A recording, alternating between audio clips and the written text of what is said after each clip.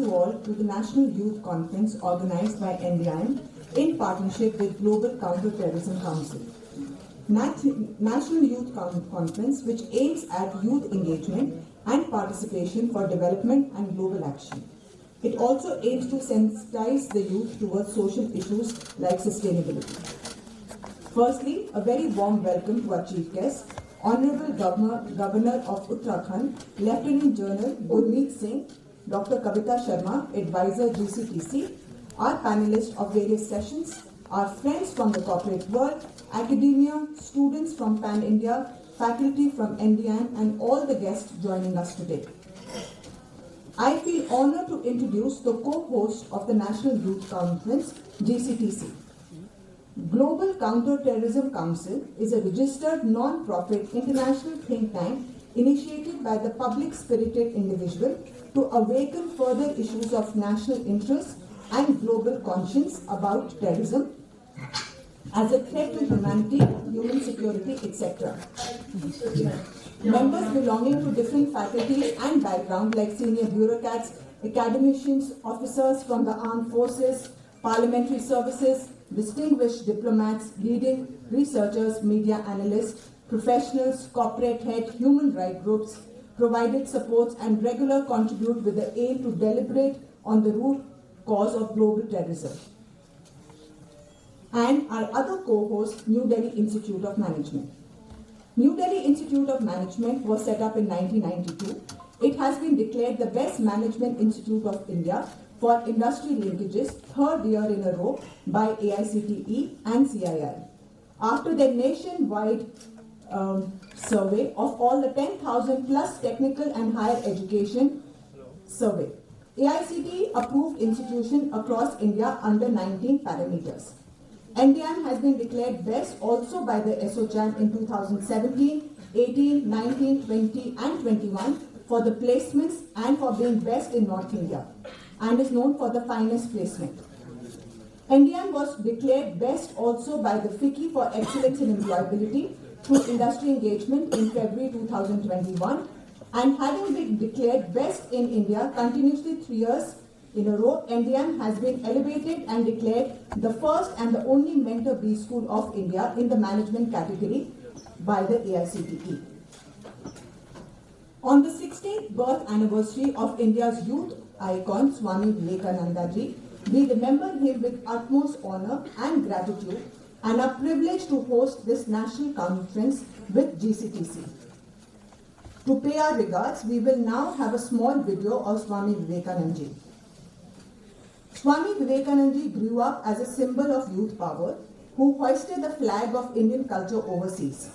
He fostered new enthusiasm for progress among the youth, so much so that the whole world and our country celebrates his birth anniversary as a National Youth Day. He worked tirelessly towards the betterment of the society, especially the youth, and dedicated his life for the country.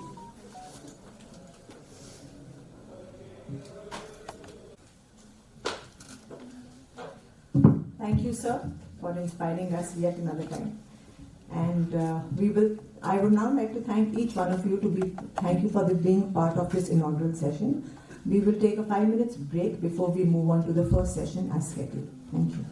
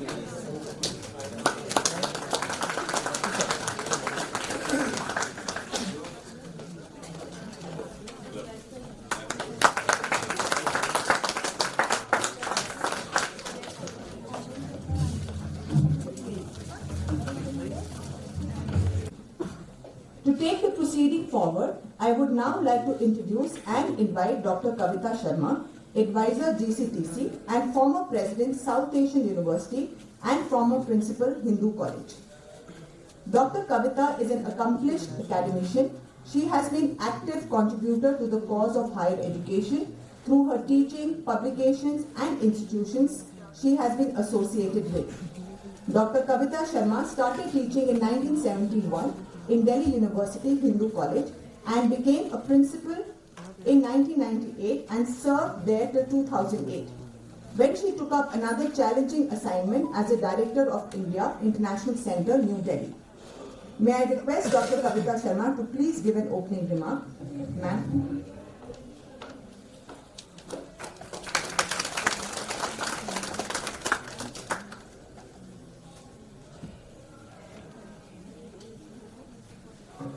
Good morning, colleagues sitting in front of me and my dear students. First, I would like to greet you on the National Youth Day.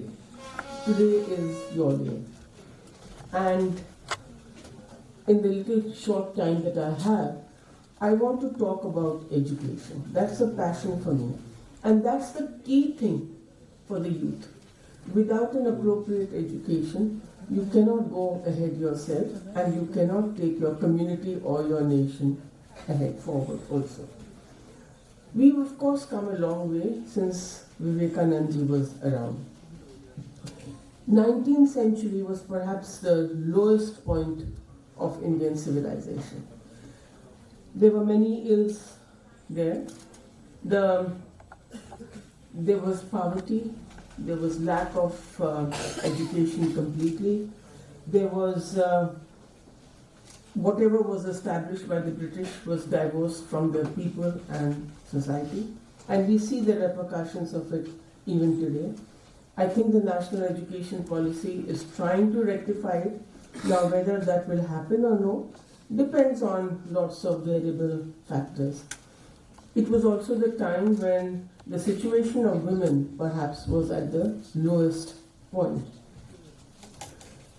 There were ravages of colonization, the economy was completely gone, and Mahatma Gandhi, talking on 20th October 1931 in a lecture that he gave, he said that India was more educated before the British came and has turned more illiterate. Today, the greater number of people are illiterate. This was acknowledged by the British themselves. People like A.D. Campbell, who was the collector of Bellary. There were people like Baptist missionary, very noted man, Adam. There was also Leaner, who was the principal of Government College at Lahore and then acting director of public instruction. And what was the reason for it? The reason for it was a colonial economy. Our indigenous system had been completely destroyed by the British. There was no money. In our system, the educational institutions and the teacher were supported by the community. The community was so impoverished that it could not afford to spend anything on education. And every child had to be put to work. And you see that even today. For a large number of people, that impoverishment still continues. And although there is a desire to put their children to school, but where is the good school education available? That's a big question mark. Now, you must read Dharampal. I don't know how many of you have read him, but he is an Indian thinker who died about 20 years ago. And his book on education, I think it's called The Tree of Life, is absolutely mind-boggling. Now, the British themselves recognized that they had destroyed education, and of course destroyed the economy. And then what they put into place is what we have still continuing with to a large extent, and that was very expensive. Now, that's again an issue today. If I may say so, the public sector does not deliver. The private sector is unaffordable by most people. So this is the situation in health, this is the situation in education. And without education and health, no country can go ahead. And we have the example of Japan and China in front of us. Even when they had nothing, they invested heavily in education. Whatever education they put into place was an alienating education, and it had nothing to do with the society. Again, we see that today. The educated today have really very little knowledge of the vast majority of India that struggles. 70% of India, at least, is, our poverty line is very low, but even there, if you have a person who can eat a decent 2 meals and have a roof over their head, you will find 70% cannot. And that leads to crime, that leads to a lot of, because aspirations have gone up. And our educated people are unable to do too much about it because they have no idea, most of them, of that life and of that situation. People come to me कि हम बाहर जाना चाहते हैं, ज़रूर जाइए. But the thing is that when you come back, don't try to prescribe here, because you have no idea. This is the problem with our civil service also. They have no idea of about the people they are administering. So what has this done? It has destroyed the social balance. Also, it has done another peculiar thing, and that is, it's the educated who exploit the uneducated. They know how to work the system. The uneducated don't know how to work the system. And therefore, we are somewhere creating, and this is what Vivekananda was talking about when he talked about alienating education. So now, then to come to Vivekananda, what did he think, what was education? Okay, he criticized the education system that the British had put in, but was there something that he gave us? There's no point in just criticizing without giving us some constructive ideas. He said that education is a manifestation of the perfection already within a person. And he gave a very interesting example of it. He was not giving a spiritual example. He said Newton did not discover gravity. Gravity always existed. What Newton did was that he was observant, he observed, and he put the dots together of the thoughts that he had accumulated through his education and arrived at a conclusion. So what are we saying? What should education do? Not just, what's happening is that you just go on creating degree holders who are very perfect in their maybe knowledge in good educational institutions, but they are unable to do any lateral thinking and put dots together to arrive at a different new idea. Now, therefore, the role of the teacher is only a facilitator to bring out that potential within. Again, we talk so much of digital education. Yes, that's a shortcut to me, because that does not have enough interaction between the teacher and the taught. Also, a lot of education takes place on the sidelines. Just remarks, people talking to each other, students talking to each other. That doesn't happen. So our educational institutions have to create an environment where, if you want to put Vivekananda into a idea, that you have the environment to grow, and growth means your own growth, your inner growth. Grow, improvise, adapt, come to conclusions, have the flexibility of mind to revise your conclusions. Now, for that, what do you need? You need the formation of character. That was another emphasis that Vivekananda put very strongly, formation of character.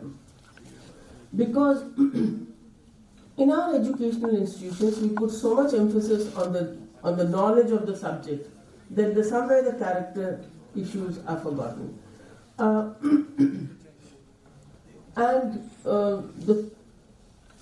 Why character? Because the character leads to certain thoughts. Thoughts lead to certain words. Words lead to certain actions. And if that ethics is not there, that character building has not happened, then the actions are only for your own material growth and they do not balance it out with the society and. Anubaji, why don't you take it up from where Sanjeevji has left? Everybody wants the youth to be this perfect citizen, to be this perfect human being, do research, be disciplined, be focused, learn about history.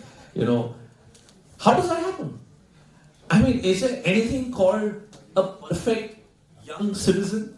Shouldn't youth actually be making mistakes? I mean, I slightly disagree with what Zafar was saying that 110%, of course, I mean, your focus has to be to do very well in your academics. But why should you not participate in politics? If you do, why should you not make an attempt to be a part of whatever debate which is taking place in this country? But if you do that when you know what are the facts, then, be in a position where you can hold your own. How do you do that? All right. So thank you so much, sir. So in fact, I will put it in a very simple manner. I'll not talk only about politics, okay?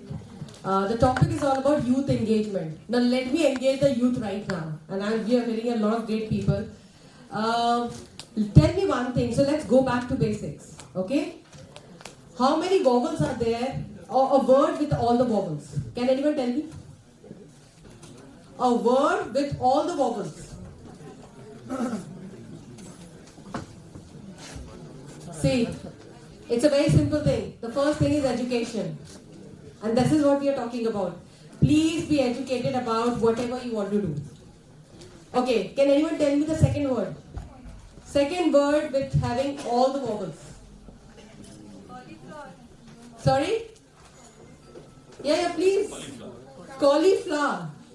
Okay, I like that. Thank you so much. I still have to explore furthermore. But I'll give you a very simple word, which is behavior. Okay? Now, important here is that put your facts in place. This is what has been shared by great speakers here, those who have a great, thought. So, important is, I would say, bring your passion in place. Very important, realize what you really like, what you really want to give it back to the society. It can be any of the thing. So I'll give you with a very simple example here right now is related to a child who felt there was a need of sex education in India. And you'll be very surprised, this girl was 16 years old and she started and created a noise about it and started becoming a voice about it. Now, the voice here became through a social media, very simple. You all have been using, so technology is something that we all have to use. And do you all realize how much screen time are you being with? It was pre-pandemic, it was 9 minutes. And during pandemic, do you know what the screen time became? 55 minutes. Use that screen time for the betterment of the society. This is what she worked on. And the concept became shout. So engage the youth, engage the people with us.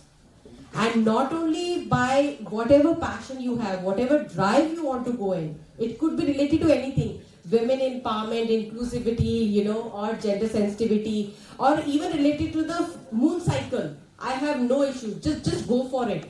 But important is involved. You need to have a second passion with you. And then if you have a drive for politics, please join. Become a voice, become a word. I think this is what we should be doing, and you should take from Bhupinder Chaubey sir how he actually manipulates and put it across. So I hope all the best. But yes, one thing I would say, we all are talking about that yes, you all have to do, you all have to do. There will be challenges, problem, I will say one statement, in fact in a couple of words and lines. ख्वाहिशों के फूल झोली में नहीं गिरा करते अपने ख्वाहिशों के फूल झोली में नहीं गिरा करते anyone knows about this particular line? No. Yeah, I want you to say. Please tell me. ख्वाहिशों के फूल झोली में नहीं गिरा करते. Who will tell me? Who will give me the second line? Come on. Oh my God. Please, now here I will say, open the Google. When you don't know the answer, no, open the Google. Use the technology. Use the technology. Now who will tell me? Who will open the Google and tell me the answer? See, this is why I said that education is one. Use the technology and the screen time in a better manner. हाँ बताइए कौन बताएगा? Internet. Okay, we're running out of time. Nevertheless, but yes, I hope but get the answer and you will see that, right? Okay. And I'll give you the full statement later. Gupta ji, we've all looked at various facets, various challenges, and I'm just for a moment going to persist with this concept of mistake. We all say we learn from our mistakes, but hey, we don't want to make mistakes, right? So nobody says go make a mistake. For the young population of this world, how do you ensure that all these things which are being spoken about, how do you ensure they actually walk on them? Because it's easier said than done. We'll all go out of this room and we'll do exactly what we're doing, which is 55 minutes of screen time, arguing needlessly without knowing facts. Are we in danger of becoming a shadow society? Have we already become a shadow society? Okay, Chaubey sahab, thank you very much. I'll allow me to speak in my natural dialect. Born in Punjab, staying in Delhi for last 50 years and working for a US company for last 26 years. My language is something different. It is called BB's language and the language is Panglish. 300 साल पहले साथियों एक बेड़ा चला England से और 21 दिन लगे थे उस बेड़े को और 200 वर्षों की गुलामी. Today you can take a Concorde plane and it can fly from Heathrow Airport and land at Indira Gandhi International Airport, taking just 4 hours. This is the difference. We are talking of 5G. I'm still at 2G. साथियों, एक लड़ाई वो भारत की आज़ादी के लिए महात्मा गांधी, पंडित जवाहरलाल नेहरू, शहीद भगत सिंह, लाला लाजपत राय, चंद्रशेखर आज़ाद और नेताजी सुभाष चंद्र बोस ने लड़ी. वो भारत की पॉलिटिकल आज़ादी के लिए.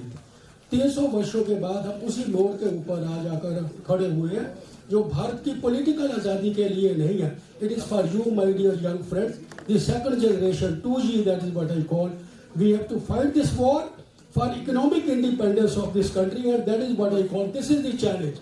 This is where you have to engage yourself and create global footprints for Atmanirbhar Bharat. भगवान ने 3 चीजें इंसानियत को इनायत की हैं, एक जैसी हैं. I have traveled across the world, assessed company in every country of the world, assessed companies. पहली चीज उसमें the gift of thought. A Chinese, Korean, American has got the same gift of thought as we have. और दूसरी चीज जो भगवान ने हमें दी है द गिफ्ट ऑफ टाइम. उतना ही समय 24 घंटे 60 मिनट और 60 सेकेंड. और जो तीसरी चीज है उनके पास द गिफ्ट ऑफ ब्रेथ. सारी इंसानियत के पास ये तीनों चीजें एक जैसी कॉमन है. Then first generation after 1947, we and your chairman, we are from the first generation. Choubey साहब, why is it that we have not been able to make one Google, one IBM, one Toyota like companies in this country? I audit all the companies. I am going back after this auditing a Japanese company. Where is it that we miss still? This is the challenge, my dear friends.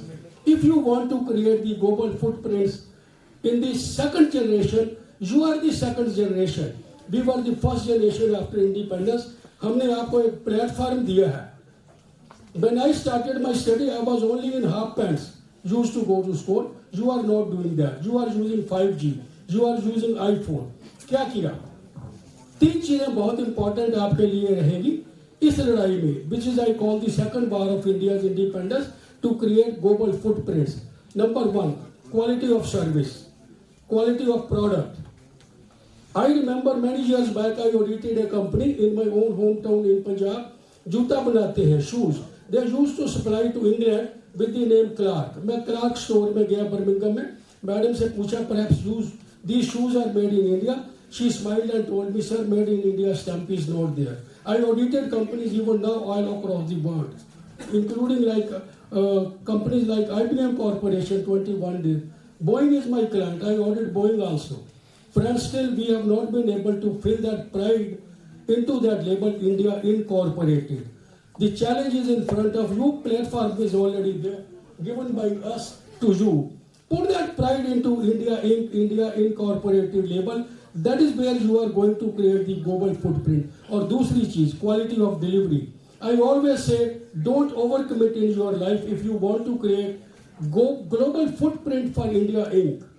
Undercommit and overperform. Very important words which have been stated here. Thanks to all of you for joining us on this rather eclectic session. A lot of words, new phrases for all of you at the beginning of the year. But the simple one-word submission, I think, of this entire conversation today for all of you is be focused. If you're focused, somebody's used, Gupta says 60-second philosophy. Janazar was talking about make the most of it. That's what Swami Vivekananda also speaks about. Be focused, make the most of every moment, and please don't shy away from making mistakes. There's absolutely nothing wrong in making a mistake. You make a mistake, you'll end up being a better citizen. Have a great year, guys, and succeed in everything you do. Community in which we are living. So, also, because life is not simple, life is full of crises. So, our character building will help the student to treat a crisis as a stepping stone to further growth and further achievement. Which means you have to develop a particular kind of personality. That personality has to develop and grow all the different parts of your being. From the physical to your emotional to your aesthetic to your mental. Our institutions mainly cater to the mind, mental, and then discretion. What should I do and what should I not do? What should I say and what should I not say? And so therefore we have to develop the spirit of the person. That means thought control. You have to have control over yourself and the readiness to listen to others and to hold multiple ideas together. So what this holds good not only for the students but for the teachers, because unless the teachers have that, they cannot impart it to the students. So the teachers must have the same honesty, a love for the student, and a passion for what they are doing. Apart from the material comforts that they seek, they must have that passion. Now, how do you attain that? Concentration. Concentration and detachment. Nowadays, we can hardly concentrate for 2 minutes on anything. Our phones, our televisions, our soap operas, and everything distracts us. Concentration and detachment. Why detachment? You step back and say, is my conclusion correct? You want me to end? Thank you so much. That's very kind of you, and maybe you will listen to the governor now, but I think basically I gave you a few good points, and thanks a lot. Take care.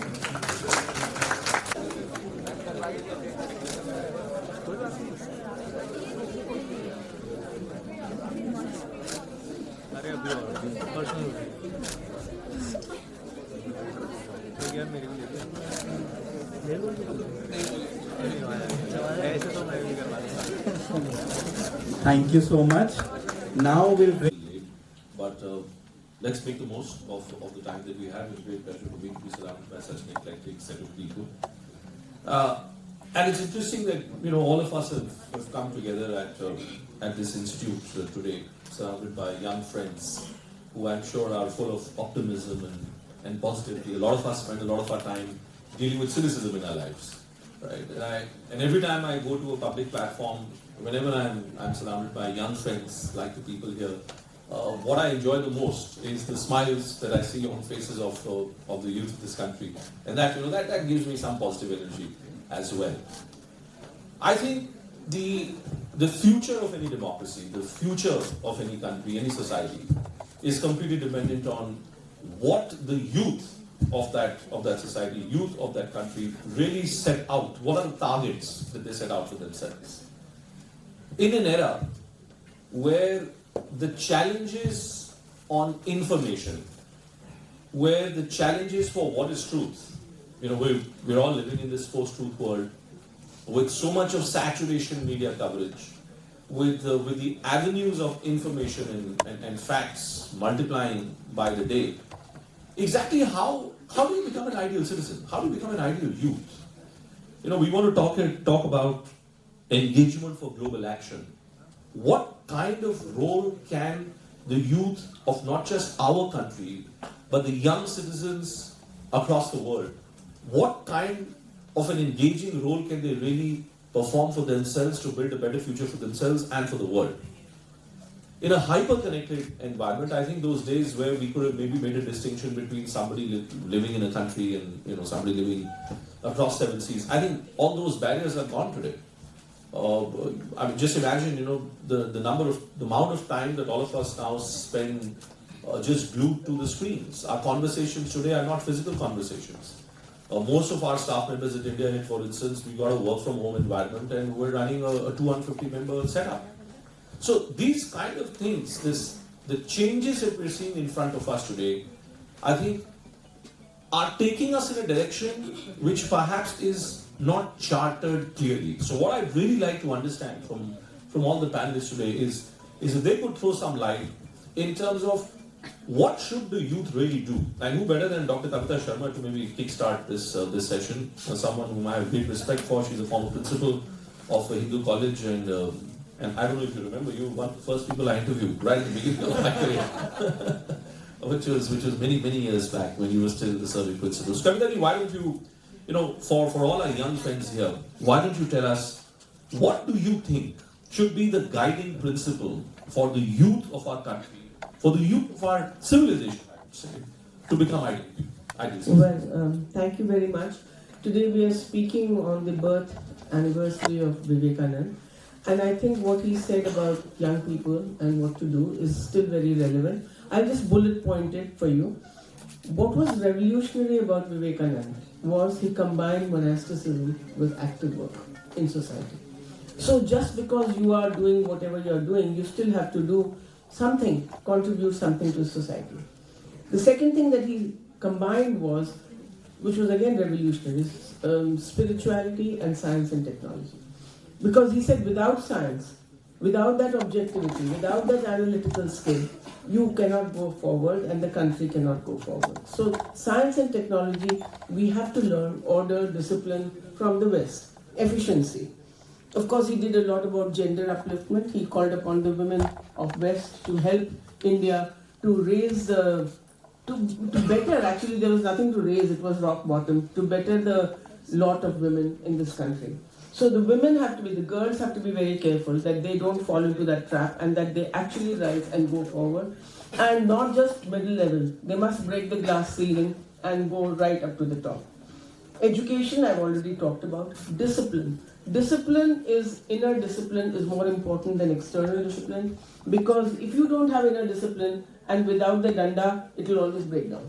So you must have that inner discipline and therefore ethical character and pride in your cultural heritage. What the colonial master does to destroy a nation is to develop a contempt for its culture among the people, which, don't go into rituals, don't go into superstitions, but know exactly what is the thoughts that you have inherited and how is it adapted to your life in this world. So these are some of the things which are Vivekananda said and which are very relevant today, and we can take it forward from there. I think his focus on discipline, and you're saying that's exactly the right note maybe for you to come in. The focus on discipline. One of the best quotes that I read of Swami Vivekananda was that when you're doing something, at that moment, your 100% focus, your 100% dedication has to be at that moment.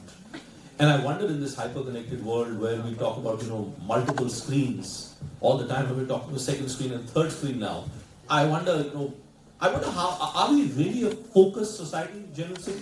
And is the lack of focus not impacting the discipline that he speaks about? See, friends, Jai Hind. So, how's the Josh? But always I ask a question, how's the Hosh? Now that is the problem. We have very large number of young people who are just addicted to Josh and not looking at Hosh. See, if today we are competing with China or confronting with China, we are nearly at war with China for last 2 years. Pakistan, we are fighting a proxy war from say about 1990. Nagaland insurgency is still going on. We have insurgency in central India. So India is at war. If you thought India is not at war, you are wrong. You are mistaken, please. And if you thought borders are only at Siachen or LOC or LAC, again you are mistaken. Because my friend here who's sitting next to me, Sareshwala Saab, saw how Mumbai has been attacked twice, how the parliament in Delhi was attacked. So the border is not where you think the border is. Today, because of hybrid warfare, border is right here. And in any case, one of our enemies, Y1, even the second one, lesser one, is an expert in cyber warfare. So if you thought war will only happen on borders, again you are mistaken. So the first thing that I want to tell these young citizens over here is cyber hygiene. All of you use so much of cyber. Please imbibe the concept of cyber hygiene and pass it on, proliferate it on, because it is inevitable. We can't do without it.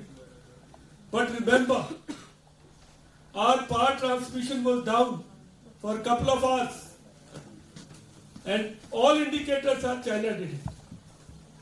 AIM's data taken away by ransomware. What it will be used for, we don't know. Couple of years later, couple of decades later, you may get to know that one of our ministers, pardon me, I'm just hypothetically delving into a scenario, had this kind of a disease, and these people knew it, and they blackmailed him into all these diseases. It's not a spy story. This is what they're doing for. Why did they pick up the data of AIMS? What is the reason? To blackmail people? That's all. First they tried to take it from the government. The government didn't give, or did government give? We don't know. We are not very sure. So, all of you, please look at this with a sense of commitment. And I would tell you one thing, that today China is quite, it is realized that you cannot push Indian army beyond a point. They tried Galwan, they tried Pangong Tso, they've tried in Yangtze. So pushing Indian army, they have probably realized, if they are sensible people, that there is a limit to this. But China is worried about one thing, about people who are sitting here. India has demographic dividend. And China is looking at problem of one-child family, increasing aging population like Japan, and how will they cope up with manufacturing. So they're worried. But if we thought that this demographic dividend will come to us easily, like we bought Reliance shares and कोई dividend आता, जमाने में इतना distraction नहीं था, मुश्किल से film होती थी तो हम चले जाते थे. आज तो आपके पास ये जो सारी है ना, ये जो सोशल मीडिया, मैं समझता हूं कि आपको पढ़ाई के जमाने में इससे दूर रहना पड़ेगा. ये ट्विटर है, फेसबुक है, इंस्टाग्राम है, ये जो भी है, आपको ये जमाने में उस तक दूर रहना पड़ेगा. दूसरी बात, जो सियासत यूनिवर्सिटी की है, वो भी मैं कह दूंगा कि वो ठीक है, आंखें खुली रखो, दिमाग खुला रखो. ये सियासी जो लोग हैं आपके ऊपर हैं, जो वो आपको इस्तेमाल करेंगे और आप इस्तेमाल हो जाओगे. इसलिए कि मैंने अपनी जिंदगी में जो स्टूडेंट लीडर देखे थे, हमने भी 2-3 बड़े बड़े एजुटेशन देखे, वो जो स्टूडेंट लीडर थे उस जमाने के, वो कहीं नहीं है अभी. इसलिए कि ना उनकी डिग्री पूरी हुई, ना कुछ हुई, और उसमें से 1-2 निकले जो हैं अभी. तो ये आपको सियासी लोग जो है, ये आपको इस्तेमाल करेंगे. वो स्टूडेंट विंग बनाते हैं और वो तो अपना काम करते हैं. तुम्हारी ना डिग्री होगी और तुम कहीं के नहीं रहोगे. तो मैं आखिर में ये कहूंगा आप लोगों को कि आप जो पढ़ाई कर रहे हो उसमें आप 110 का काम करो, 110 लाने का, और एक्सेल करो. और रिलीजन वो है जो दर्द आवे, वो रिलीजन है असल में, पड़ोसी का दर्द. बस अभी मैं आ रहा था, कांग्रेस की स्पोक्सपर्सन है डॉक्टर शुमा मोहम्मद केरला से. अभी आ रहा था, I was caught in a jam, तो I was just scrolling my Twitter, और मैं देख रहा था कि वो किसी और व्यक्ति को ये बता रही थी, कुरान में ये नहीं लिखा है कि Islam is greater than all other religions. And there was this whole debate which was going on because somebody said that so the reason why I brought in the question of religion is because all of us are social media warriors, and Janice was saying that you should be digital warriors, India warriors. There is a lot of fake news. There is a lot of propaganda which you may not be able to make a distinction from.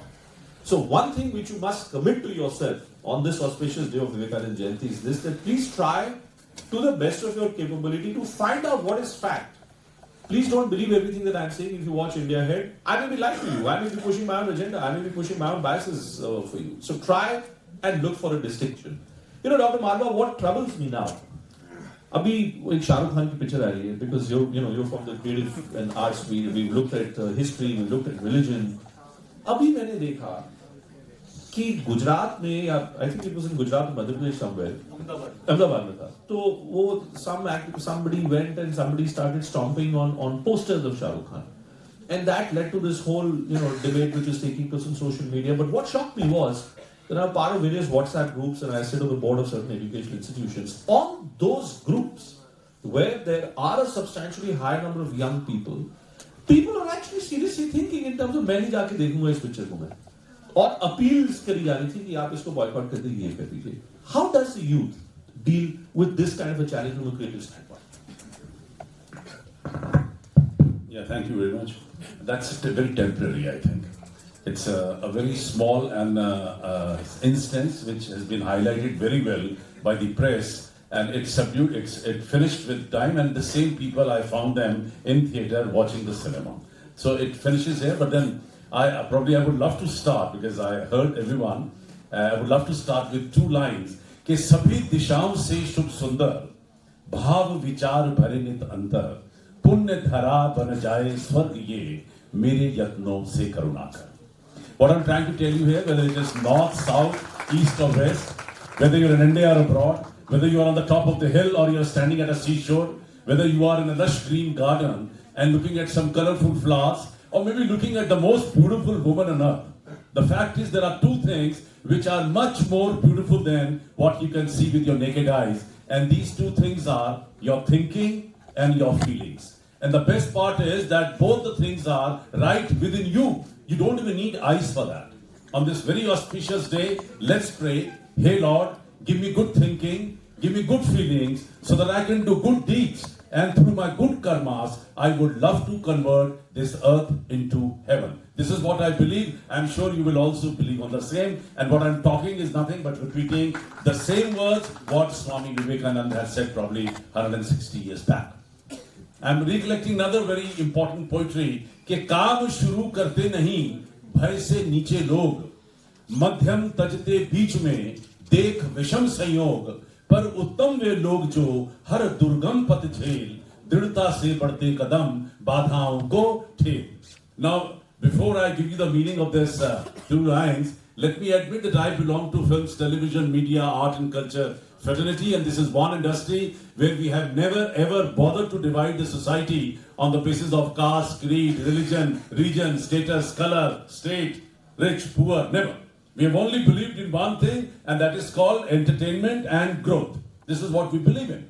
But still I have gone all the way to divide the society into these three major segments, very important for the students here. कि काम शुरू करते नहीं भय से नीचे लोग.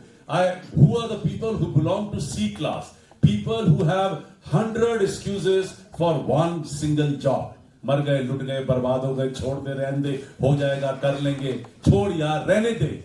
I mean, imagine if you have so many excuses for one single job, then I have categorized you in C class.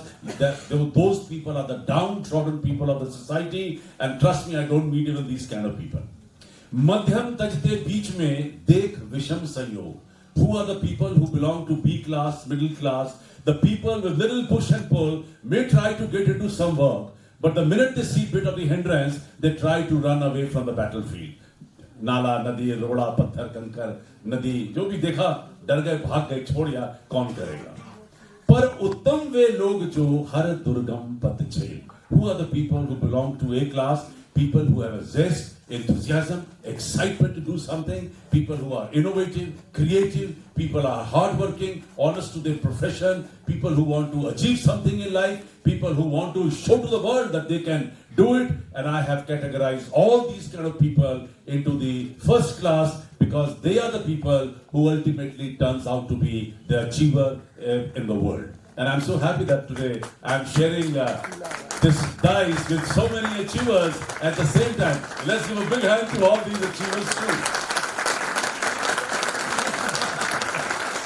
Well, I've heard everyone and I'm trying to condense now someone probably in a different language. But then being ambassador of Atmanirbhar, it's very important to tell you about Atmanirbhar. If you really want to be successful, and Swami Vivekananda has spoken all these words in different languages, different poetries, different quotes, and ultimately it has been given, this word given by our Honorable Prime Minister to the nation called Atmanirbhar. What a lovely word. One single word. If you look into the English meaning of this word, you will see it says self-reliant or maybe a self-sufficient. But then I have given a complete description to this whole word, because here A stands for being ambitious. What all you have to be, a very ambitious, dynamic, to achieve something, that kind of a zest and enthusiasm you have to carry right straight from your house door, right up to the institution and then back home. Because, and you have to think big, which is the most important thing today. We have grown in this country, but we need to be much better than what we are today. Being ambitious and think big, and it's a law of positive science. When you think big, you're bound to be big. This is what I have learned in the last 40 years, by the way. And To please grace us with the chief guest address. Lieutenant General Gurpreet Singh graduated from the Defence Service of Staff course and National Defence College, has 2 MPhil degrees from Chennai and Indore universities, and has a research fellow for 2 years on India-China boundary issue at the Institute of Chinese Studies, Jawaharlal Nehru University, during his study leave from the National Army. After being an infantry company commander and brigadier commander and then becoming a brigadier general of Army Staff, he became a Major General, Additional Director General of Military Operations and Deputy Chief of Army Staff. During his stint in the Army, he was a part of the numerous expert groups, joint working groups, annual dialogues, and China study group meeting for over a decade. He has also served Banbasa, Uttarakhand while he was in the Army. Request you all to please first rise up for the national anthem. Which I often grapple with myself, and I hear about it on multiple public forums, is religiosity, right? Youth and religion. Vivekananda would say, go and play football. Right? He'd say, if you have something to do, go and play football, focus. Kavitaji, is speaking about focus, General Sahib is speaking about discipline. Would it be correct to say that religion today, is it bringing our youth together? Are we more religious as a society? Is our youth more religious today? असल में बहुत अच्छा लगता है नौजवानों को address करना, और मैं पहले जहाँ से जनरल साहब ने जो बात छेड़ी थी मैं उसको पूरा करूँ कि जोश बहुत ज़रूरी है, जोश होना बहुत ज़रूरी है, जैसे गुस्सा आना बहुत ज़रूरी है, इसलिए कि जिसको गुस्सा नहीं आता वो फिर आदमी ही नहीं है। गुस्सा आना बहुत ज़रूरी है। अक्लमंदी है कि गुस्से को कितना कब कहाँ इस्तेमाल करना, ये असल है। इसलिए कि जिस कौम को गुस्सा ना आए वो कौम ही नहीं होती, लेकिन अक्लमंद वो है कि गुस्से को, जैसे हमारे ये कहते हैं कि गुस्सा आए तो आदमी थोड़ा रुक जाओ, है ना। या आज जो आप अखबारों में जो देख रहे हैं, जो मर्डर या जो बहुत सारी चीजें होती है, वो स्पर ऑफ द मोमेंट में, अगर उसको बोलो कि भाई थोड़ा रुक जाए, 1 मिनट, खाली 1 मिनट रुक जाए ना आदमी गुस्से के बाद, तो जिंदगी बदल जाती है। तो आप लोगों को गुस्सा आना बहुत जरूरी है, लेकिन उस गुस्से को सही जगह पे चैनल करना ये असल है। इसलिए आपका जोश बहुत जरूरी है, लेकिन उसके साथ होश बहुत ही इंपॉर्टेंट है। तो दोनों को साथ में करना ये असल है, और वो वहां रिलीजन काम आता है। अनफॉर्चुनेटली क्या हो गया है कि रिलीजन की एक वही बदल गई है। जैसा हमारे यहाँ, मैं कुरान की अभी कुछ दिन पहले मैं बात कर रहा था, हमारा वो सलीम साहब के साथ बड़ा डिस्कशन होता है रोज सुबह में, सलमान खान के फादर के साथ। तो मैं उनको ये कह रहा था कि अनफॉर्चुनेटली हमारा, यानी हम लोगों का, और ये इसको आप एक्स्ट्रापोलेट कर सकते हैं, और चूंकि आपने रिलीजन की बात छेड़ी है, हमने कुछ चीजों को रिलीजन समझ लिया है। जैसे हम मुसलमान हैं भाई, नमाज पढ़ ली, रोजा रख लिया, ज़कात, हज, बस ये 4-5 चीजें हैं ये मजहब। लेकिन मैं आपको बताऊं कि Quran 75% talks about relationship between people. यानी पूरे कुरान में ये जो 5 चीजें हैं जिसको इस्लाम कहा जाता है, नमाज, रोजा, ज़कात, हज एंड ऑल दैट, वो 20% भी नहीं है। 75% से ज्यादा इंसानों के दरमियान की बात है। यानी बाप बेटे का कैसा हो मामला, पड़ोसी के साथ मेरा कैसा हो, 2 पार्टनर हैं तो कैसा हो, मैं सोसाइटी में कैसा हूं, मैं समाज में कैसा हूं, उसकी बात ही नहीं होती। और हमने क्या किया है कि रिलीजन की कुछ चीजों को, और हमारे जो रिलीजियस स्कॉलर बोलते हैं, मैं उनको स्कॉलर बोलने के लिए मुझे बड़ा डर लगता है, लेकिन जो आज बने हुए हैं, जो मजहब के ठेकेदार, उन्होंने एक अजीब, हाँ वो टीवी में, वो मैं कहता हूँ वो मैं हमारे एक एंकर है, मैं नाम नहीं लेता, मैंने कहा यार देखिए आपका मसला क्या है कि आप जफर सरेश वाला जो दाढ़ी वाला है और अकल की बात करें, वो आपका पूरा नैरेटिव खराब कर देता है। आपको ऐसा चाहिए कि 3 इंच की टोपी, 6 इंच की दाढ़ी, बड़े भाई का कुर्ता, छोटे भाई का पजामा, और वाहियात किस्म की बात करें, वो चाहिए आपको। आपको मुसलमान और अकल की बात करें तो आपकी तो पूरी नैरेटिव बिगड़ जाती है। तो इसलिए वो मुझे बुलाते नहीं आजकल टीवी वाले, बोले यार ये तुम बिगाड़ देते हो हमारा। तो रिलीजन जो है असल, वो असल है, वो आदमी को संभालता है। लेकिन अनफॉर्चुनेटली क्या हो गया है कि हमने रिचुअल्स को रिलीजन समझ लिया है। ये है प्रॉब्लम। और ये हिंदू मजहब में भी, क्रिश्चियनिटी भी में भी, इस्लाम में भी, कि हमने रिचुअल्स को मजहब समझ लिया है, और जो असल मजहब था, जैसे हमारे यहां ये कहा जाता है, प्रॉफिट की हदीस है जो कुरान से भी मिलता है, कि तुम में बदतरीन वो है जो हम में से नहीं, जिसका पड़ोसी भूखा सो जाए। जब ये मैं बांद्रा में रहता हूं, बॉम्बे में, और हिंदुस्तान का सबसे कॉस्मोपॉलिटन बॉम्बे है, और उसमें भी बांद्रा है। मैं जब आया 20 साल पहले, तो मैं एजेंट ने मुझे कहा कि नहीं नहीं नहीं, यहाँ नहीं, यहाँ नहीं, यहाँ नहीं, यानी मुसलमान नॉट अलाउड। तो मैंने कहा यार कमाल है, एक बिल्डिंग में तो वो मेरी सरेश वाला सरनेम है, तो वो समझे कि पारसी होगा। तो मैं फैमिली को बुला लिया, मैं अंदर जाने लगा, बोले नहीं नहीं यार प्लीज, आप मुसलमान है तो अलाउड नहीं है। मैंने कहा यार, एक बिल्डिंग वालों ने मेरी इंटरव्यू ली, तो मैंने कहा अच्छा भाई, अब लगता है कि मैं इंसान होकर काबिल हूं। बहरहाल मैं वो बिल्डिंग में रहा, 5 साल रहा, मैं अकेला मुसलमान था 28 लोगों में। मैं जब गया, वो रिलीजन की बात है, जब मैं वहां से जा रहा था ना भूपेन, पूरी बिल्डिंग के लोग रो रहे थे, वॉचमैन रो रहा था, लिफ्टमैन रो रहा था।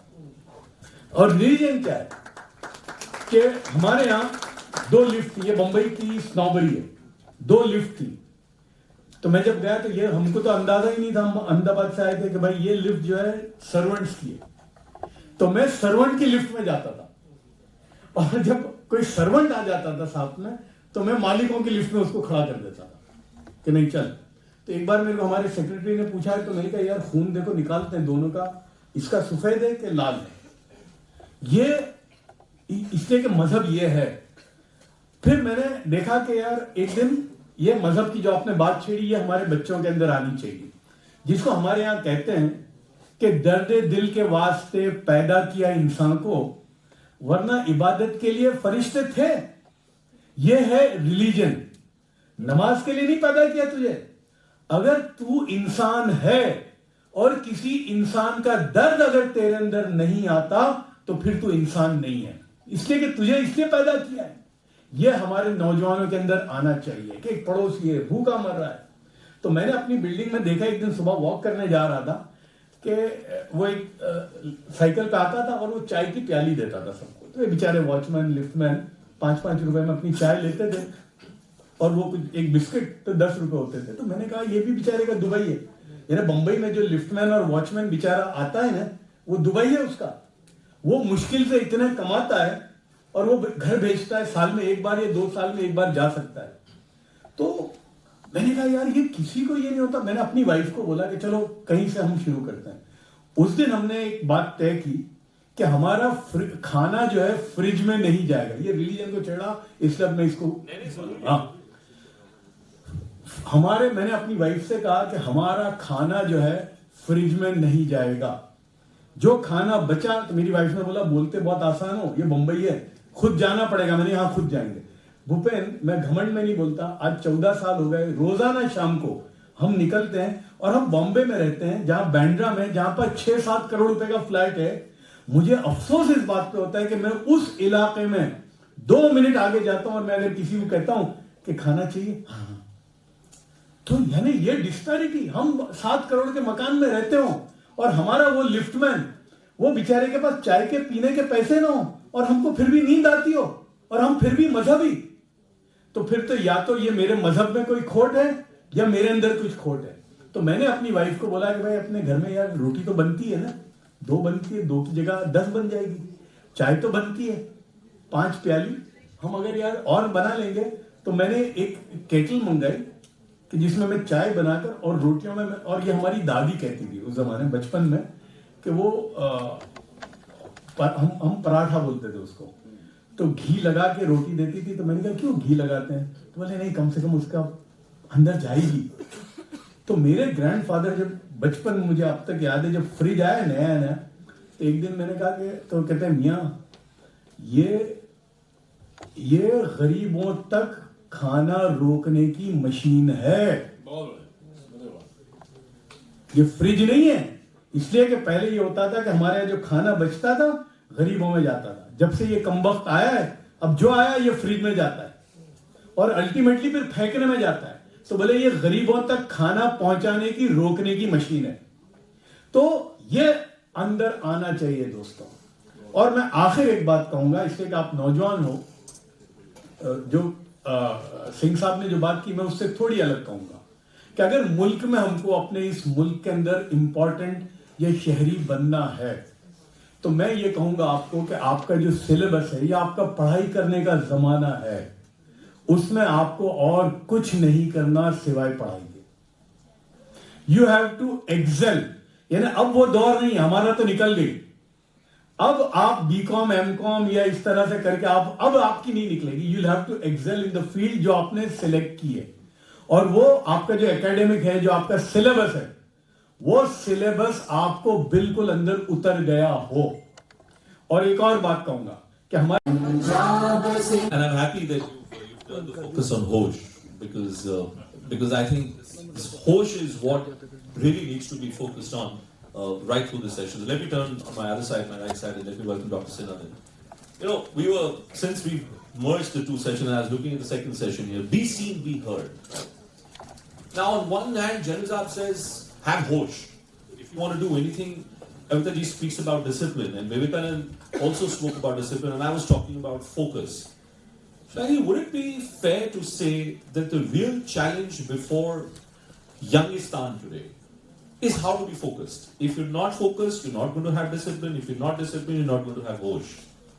In that context, how can you make a mark? How do you rise to the challenge? As General Saab says, you can be seen. Everybody's on Instagram today. Everybody's on Facebook. But is that really being seen? Is that really being heard? Is that really displaying a sense of Hosh and a sense of discipline? Thank you so much. It's really always a great thing to talk to the young girl. Is your mic on? Yes, it is. Okay, so I'll come directly to the question what has been asked. I think to get the whole essence of what has been asked to me is the purpose. The youth has to find a purpose for themselves. Getting an iPhone, getting a car, getting anything which is materialistic should be the outcome of your purpose. You have to find a purpose in your life. As an MBA student, you would go through the goal setting and all those things. Largely, the problem in that is we are all talking only about a career. We are only talking about our livelihoods. how and what I want to do, what I can do, and how I can earn money. I think the purpose has to be slightly more beyond just earning livelihood. Career is always there. You have to figure out a career. You have to have a career progression for yourself. However, with that, another component has to be of giving back. You shouldn't be looking at the way we have done. We have worked for 20-25 years and then we thought of, okay, now we should give back to the society. Probably now we have also missed a lot of things which we could have contributed while we were young. So as the youth, you should also have a purpose which is beyond your career. How that can be done, you have to find something which is interesting to you, a belief or something where you can contribute. As simple as promoting the culture, as simple as connecting with some organization who's doing something good to the people. We are already running a rat race in the career, but something which could give you happiness, something which could give some contribution to the society will add a lot of purpose to your lives at this point itself. So 25 years down the line, when you go in your careers, you will have 2 achievements in your life rather than having one which is on the career progression part for you. And how do you do that? So as individuals, we are all heard on the social media. However, social media is also now not being taken as seriously it has been earlier. It is more become as a junk where things come and for 2 days something is there and then it just wanes off. There is something else which is coming up. Organization of youth, bringing them together is the key according to me. If like-minded youth get connected, they come on one organization or one platform, they will be heard in a better manner, they would be seen in a better manner. I would give you one small example of this, which is connected to the work what I'm doing right now. Naturopathy is something which all of us know about, but there is nothing much which has been done on that. Right now I'm working with 2 state governments on promoting naturopathy and yoga as a tourism product to promote India to the other countries. In this, there is one segment which is called as the doctors. These are the BNYS doctors who spend 5.5 years studying the program. But when it comes to employability, all the organizations or centers where naturopathy is practiced, they would prefer people who are with 6 months, 8 months programs. So there is one organization which we created, which is a national organization for these BNYS doctors. We have about 2 lakh doctors around in the country today. Now they are heard. Now there is a policy which is being created at the Government of India level where 6 ministries are put together into it. They are taking efforts to ensure employability for these BNYS doctors. This was one example which I am giving where people got together and when there is a common cause and the voice is raised, that is heard. So I think this is what I would like to conclude with is you have 2 purposes in your life. Career is always there, the primary, but think of another one which will give you happiness, which will create some contribution from your side to the society as well.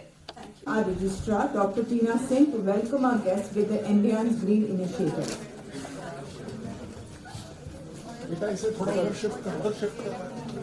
तो आपको कि at my age घर में तो कोई सुनता नहीं है, बच्चे भी नहीं सुनते, कोई बेंगलोर बैठा है, एक बैंड्रा में बैठा है, हाँ, तो वो भी नहीं सुनते। So now I've got this captive audience. Through you, I want to propagate this message that rise to the challenge, upskill yourself, and take the dragon on. You are the people who can take the dragon on. Thank you. Jai Hind. Maratha, Dravida, Utkala, Ganga, Vindhya, Himachala, Yamuna, Ganga, Uchchala, Jaladhi, Taranga, Tava Shubha Name Jage, Tava Shubha Ashish Mange, Gahe Tava Jaya Gatha, Jai जनगण मंगलदायक जय हे भारत भाग्य विधाता जय हे जय हे जय हे जय जय जय जय हे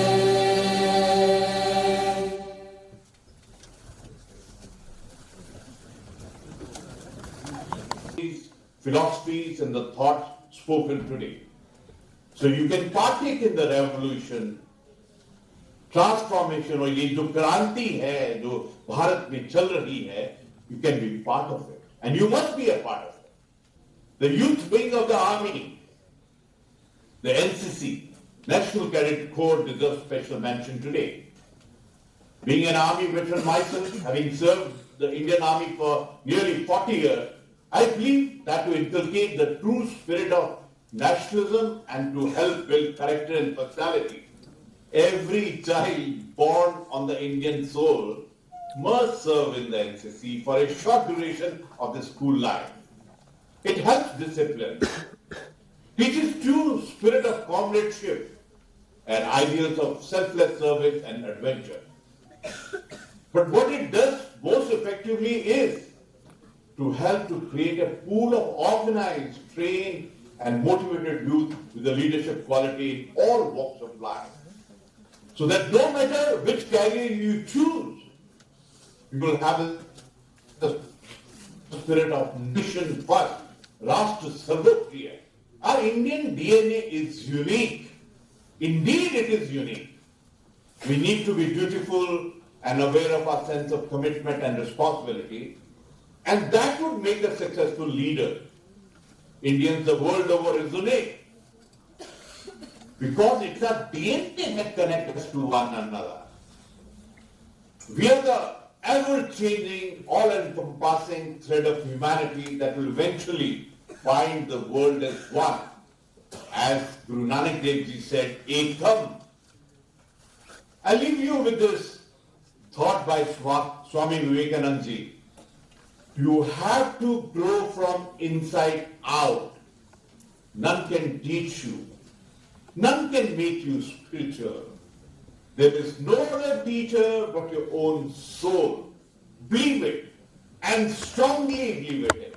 You will find there will be a connection of this sentence which I just now said and your own inner self. In fact, I would like to compliment and thank GCTC.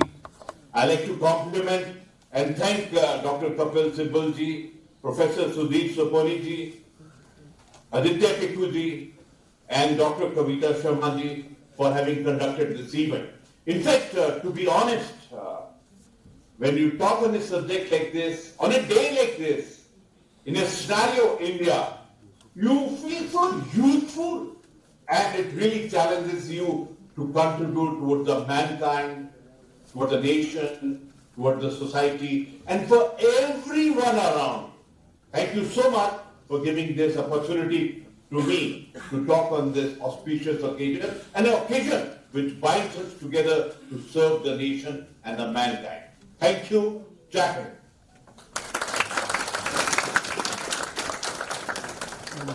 B.M. Bansal, the Chief Patron of the conference and Chairman of NDIM, to please deliver the welcome address. Dr. Bansal is a former distinguished bureaucrat. He was the youngest and the longest serving Secretary of Delhi Development Authority for 17 years and was advisor to the Lieutenant Governor of Delhi. He was directly dealing one-to-one with the Prime Minister's office, with the Union Minister and every Chief Minister. In the field of education, he has brought several big reforms and has been taken by the Government of India on several important committees. He heads the board with several Padma Shris, Padma Bhushan, Padma Vibhushans and 7 former secretaries of the Government of India. Sir. In fact, after the governor's address, nothing much remains to be spoken. He has touched all the content of 4 panels that are going to be there with us. And today I am here for learning from all the distinguished panelists who are great people from the field of academia, from the field of industry, from the Government of India, and from various walks of life. In fact, thrust is obviously that, as the governor also said, nation needs you. So nation needs everyone, but now we should take it from today onward that you may call it Amrit Kaal, you may call it being a developed nation, you may call it a $30 trillion economy. Onus lies on the young shoulders. And of course, onus lies on the senior people present here, senior people across the world, to guide them, to help them, to mentor them, to support them, to be tomorrow's leaders. So once again, which I request every time, everybody, that we have very distinguished people, I would say 354 people from the industry, who regularly and continuously mentor our students. Last week we had, in fact, 20 such meetings of the industry mentors who come and speak to our students, and they sit with them in the batches of 3 to 4 students. Last evening I was very happy when I went for a meeting in Gurgaon somewhere, and one Mr. Saurabh said, "Sir, I'm very happy, my mentee has been selected with the Deloitte." So the mentors are taking big pride into the success of their mentees. We had Mr. Parth Sharma, President of Reliance last week, who's leading our Korean Center of Excellence here. And he says that whatever be the number of students who join Korean Center, it is my responsibility to get them great jobs with the Korean industry. It is me who will take them forward. Rather, he was keen that number of students who joined the Korean Center of Excellence is small, whereas the people who joined the Japanese Center of Excellence is very large. He says, give me 10, 20, 30, 40 students, and I take their ownership. So my request to each one of you is that we have to be taking the charge. What Vivekananda ji said is obviously nation needs you kind of a thing. But what exactly we are doing for the nation, what exactly we are doing for the youth. We have passed that way, we have gone from that road, we know the pitfalls, we know the difficulties, we know how to come out of the difficulties through our hard way. So unless we take that learning to the next generation, they would do the same mistakes, they would fall into the same pitfalls that we had. So my request to each one of you, the present people over here, is please come forward. The academia can come forward to mentor the younger academia. Industry can come forward to mentor the industry joining people tomorrow, and people from the defense forces. I always say that there should be just no retirement. The journey that I did in my life, nobody else did, and the journey that each one of you did in your life, nobody else has passed through that road. Your experience is unique, your learning is unique, and that experience, that learning has to pass on to the next generation. That is how the nation, the globe can be proud of you. The nation, the globe can be proud of India and the Indians and the Indian youth. The youth must come forward, must take ownership, must take leadership into their hands, and be connected to one another, mentors. I'll not take much more time than that. I only request that each one of you please join hands with NDIM. We are very keen, very progressive, because we, being a non-profit society, this college was set up 30 years back as a payback to the nation. And we continue to serve with the same spirit today. And I welcome everybody anywhere. So GCTC has been a long-term partner with us, and I'm very happy that we have been able to weave a beautiful conference for the day. Any other people who want to be joining us for any other activities, please, you're most welcome. It will be great pleasure, honor, because I too learn a lot in the process. So best wishes, youth. It is for you to stand up and take charge of tomorrow. Best wishes. Thank you, everybody.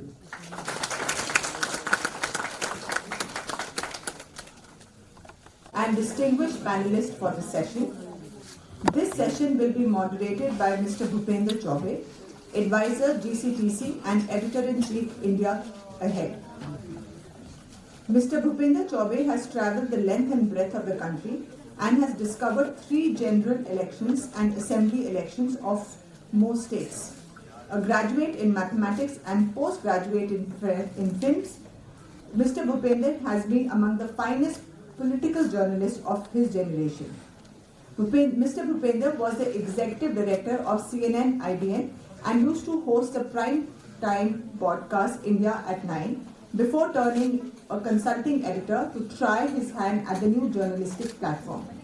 He now hosts a weekend interview show, Hot Seat, where he puts tough questions to key newsmakers.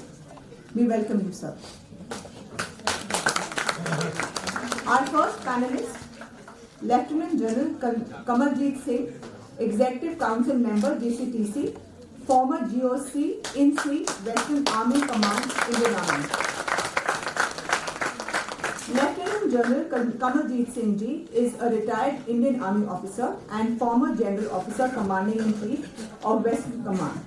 After retirement, he has conferred with Maharaja Ranjit Singh Chair of Excellence in the Punjab University and was appointed as advisor to the CM Haryana in November 2018. He graduated from the National Defence Academy and attended various staff courses in training academies of Indian Army throughout the country. Mr. Singh worked closely with the UN peacekeeping forces stationed in Angola and was commended by the chief and the UN force commanders during his tenure. He held several appointments as commanding officer and also staff appointments at the headquarters of the Indian Army. He has been twice awarded the Ati Vishesh Seva Medal. In 2019, Mr. Singh was appointed as State Information Commissioner, inducted into Chandigarh's Advisor Council in August 2019. We welcome you, sir. Our next panelist is Dr. Anubha Walia, Director of Prism Philosophy, Chairperson with ISTD, Delhi.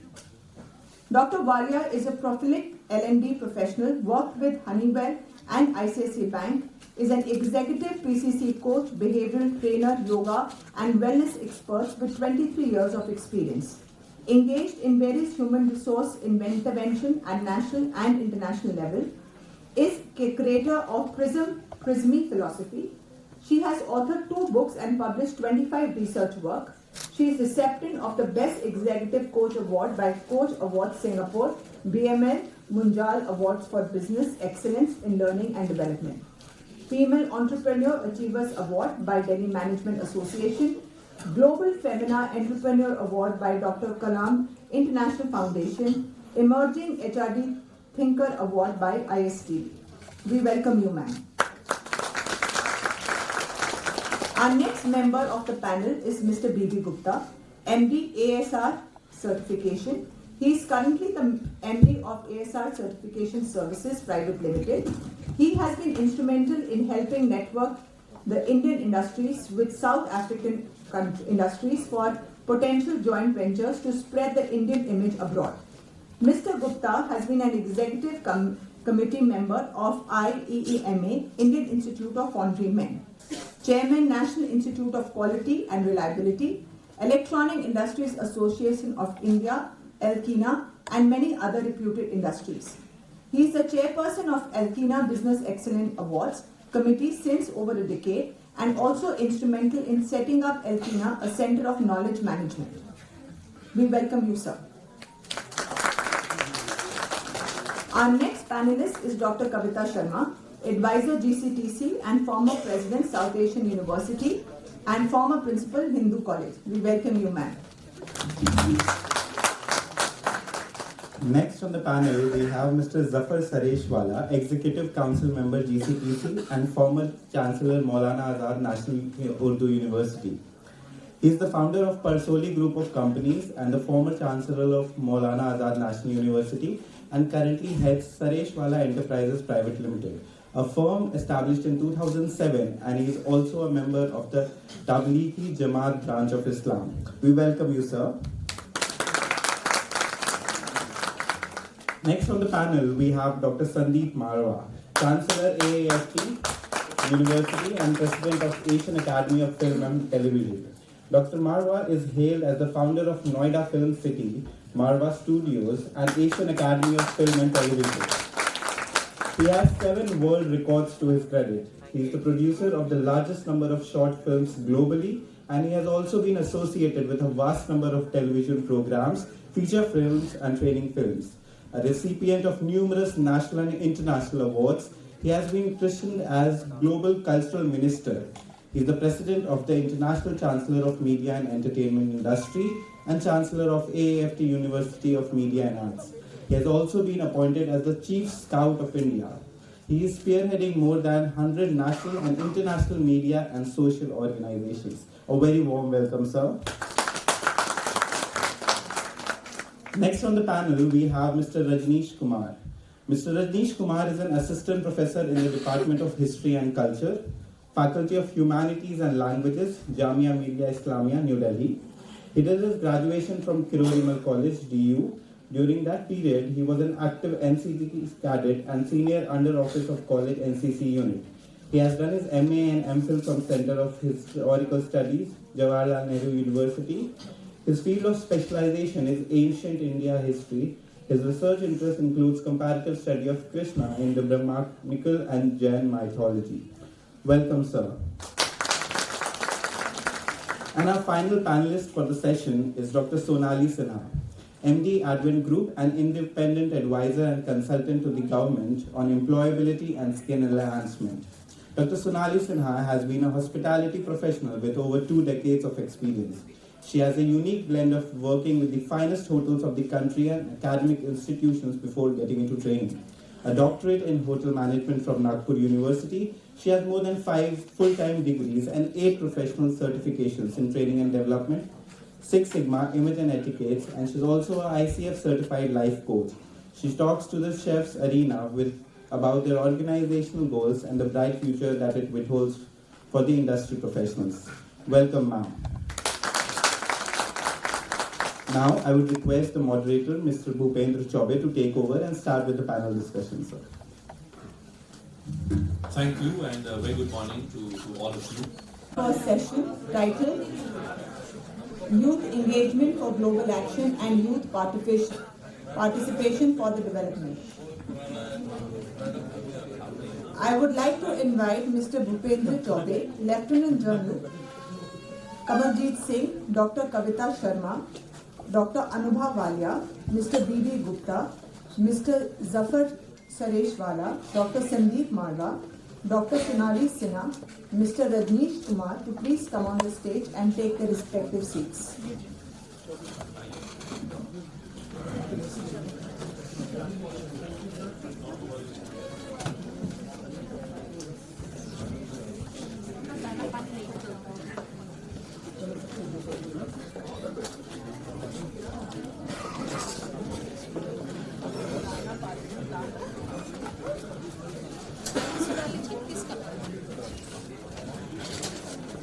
To mark the birth anniversary of one of our greatest spiritual genius, an icon that commanded intellect and power, labor and achievement, and in his short but accomplished life, Swami Vivekananda ji gave our country an infinite amount of inspiration and continues to do so through his words.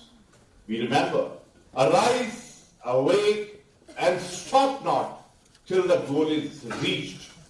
He preached Neo Vedanta, an interpretation of Hinduism through a Western lens, and believed in combining spirituality with material progress. It was he who reminded India and Indians of its strength and awakened our national consciousness, called the maker of the modern India. Swami Vivekananda ji said that fearless, frank, clean-hearted, courageous and ambitious youth are the foundation on which the future of the nation is built. He believed in the youth. He believed in the youth power.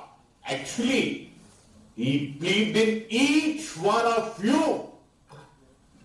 His teachings tell us that You are your own inspiration. You are your own skills.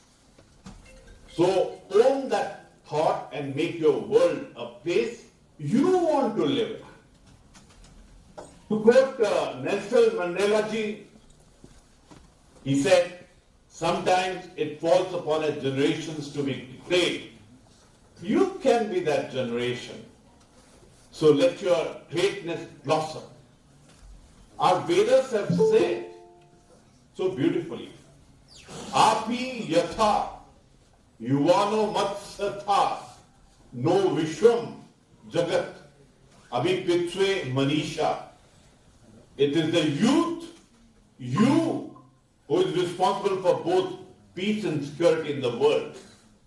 It is the youth that will pave the way for the goodwill, joy and the reliability for our India, for our nation. There is not a single field wherein our youth has not actively participated. When India's consciousness was divided, we remember a youngster like Shankar, emerging as Adi Shankaracharya ji, had strung together the country with the thread of unity. In a way, India needs to fight injustice and tyranny. The sacrifice of Guru Gobind Singh Ji's sons still show the way to us. When India needed a revolution for obtaining freedom, countless youths like Sardar Bhagat Singh, Chandrasekhar Azad, and Neta Subhash Chandra Bose ji made the supreme sacrifice for the country. India has two infinite powers, and those are democracy and demography. And both are in your hands. Your generation, Generation Next or the millennium as you call yourself, are the ones that need to engage each other for the local, national and global harmony. It is most impressive to see how your generation is so accepting and inclusive of every community. You have the gift of technology, of social media, so I urge you all to use it to make a difference in the world. Find your inherent passion, garner your inbuilt strength, and surprise your own self at the outcome. An outcome will be definite. It has never happened that the cause and the effect is not there. The cycle of cause and effect is a very natural process by itself. Our country is abundant with culture, heritage, tradition and folklore.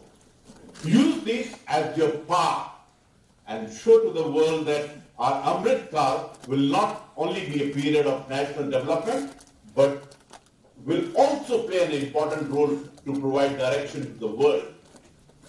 Our Honorable Prime Minister spoke of Panch Pran, the five sankalp to help India to be a developed country as it reaches its 100th year of independence, centenary of independence. Think of them as their own individualistic resolution and be part of the revolution that will make India a Vishwa. I think this is one resolution, this is one circle that we're going to take individually as part of 130 crores of us as Indians.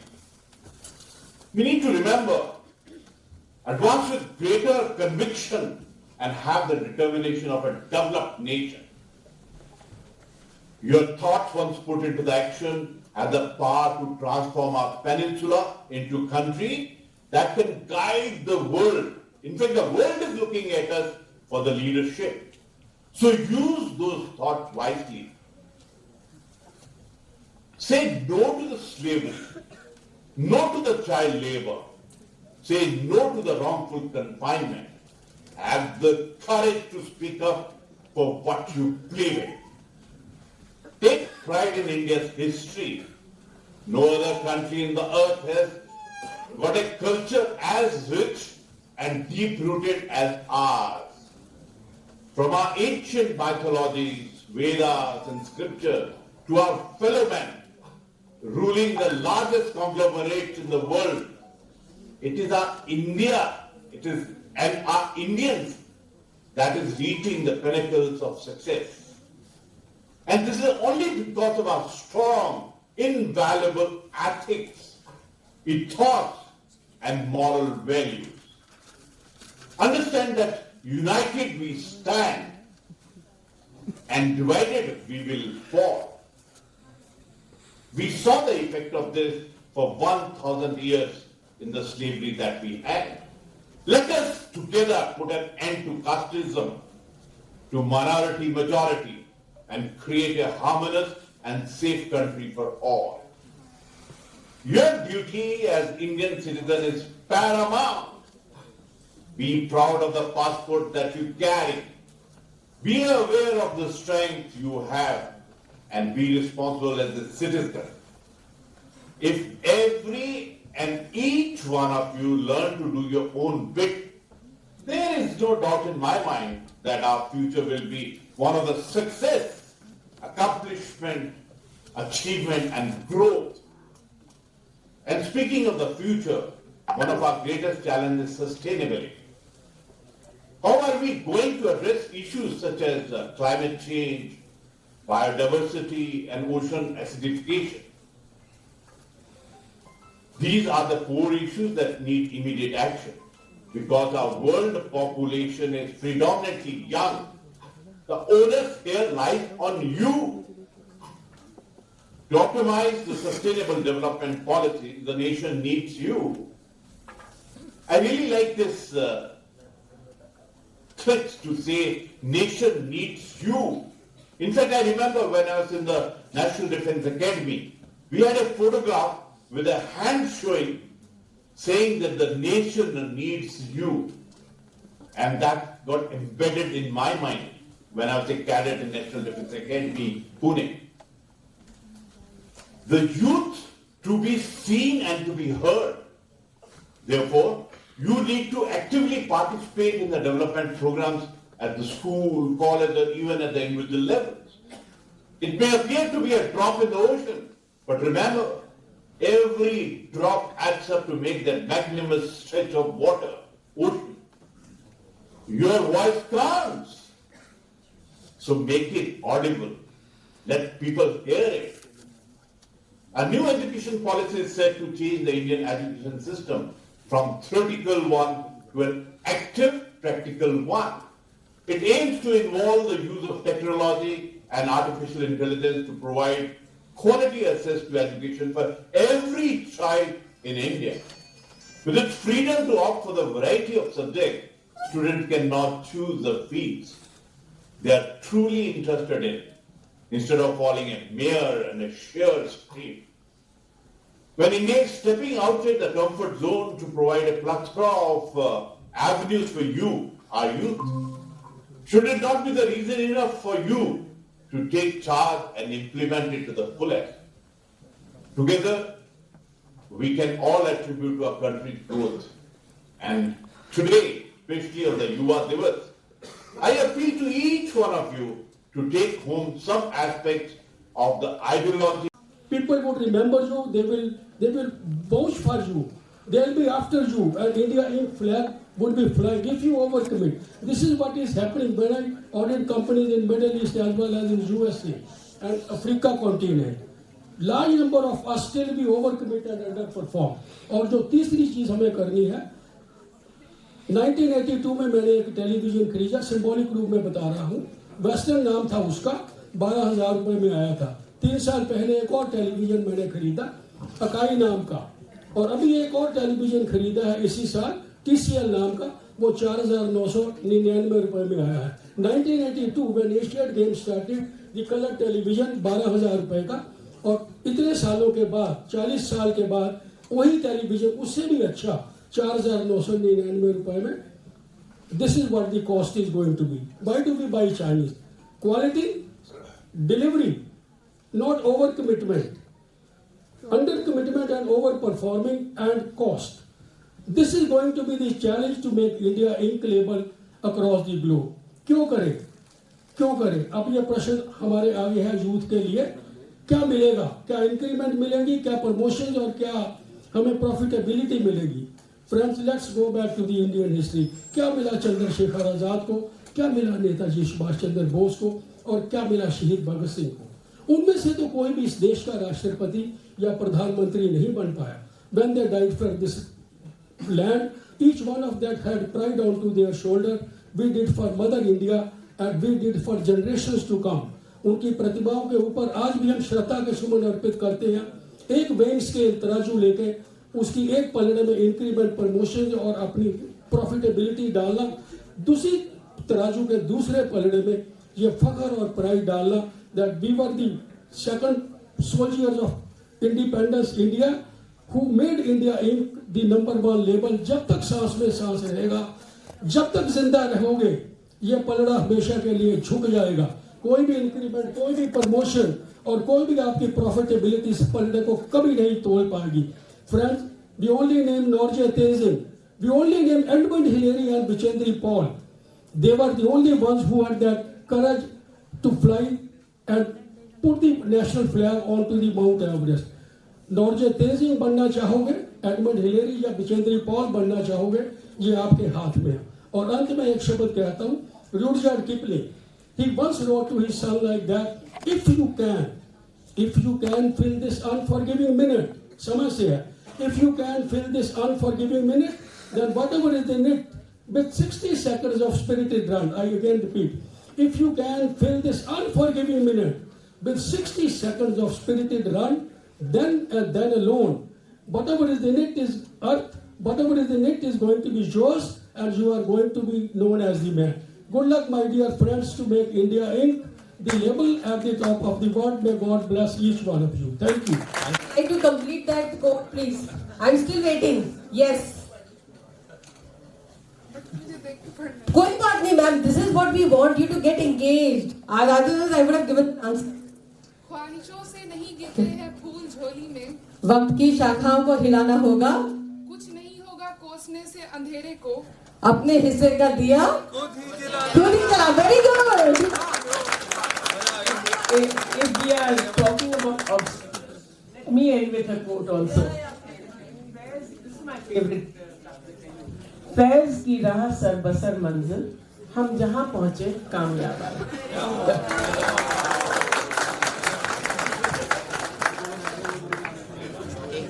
So thanks to the entire panel. Now we will request Dr. Chan Tandon to present all the panelists with a small token of gratitude for sparing their valuable time. And I've written a small... Right through this session, everybody has given us various facets of better engagement with ourselves, which all boils down to focus. Do you think the real challenge before being this focused society is we're simply not at consensus with ourselves? We're not at consensus in our history, we're not at consensus with our present, we're obviously not in consensus with what our future should be. Is that a real challenge? Yes, we don't have a narrative which is accepted all over India. I've been working on my book on a comparative study of higher education in China and India. One of the reasons that China goes ahead, just one, they have a national narrative. And they had a written tradition, not an oral tradition. So they have lots and lots and lots of archives. They also have a common language, which is a pictorial language. And although they speak different, but they can all read.